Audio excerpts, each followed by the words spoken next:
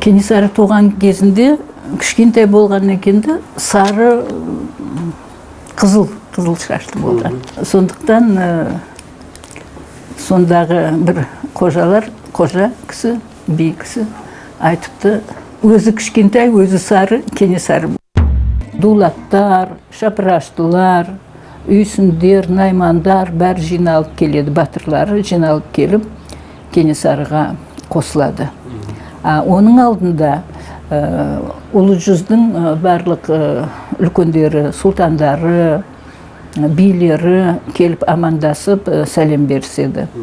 Ал сонымен бірге Вишневский деген генерал бар болған, Горчаковтың, губернатордың қоласында. Сол Вишневский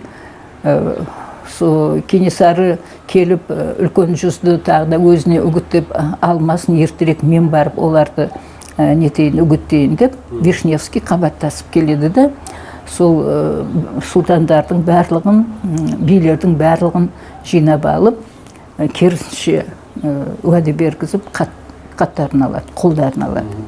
Сонда 39 сұлтан мен билер қол қояды. Патша өкіметін қолдаймыз деп. Кенесарыға қарсы боламыз, патша өкіметін қолдаймыз деп.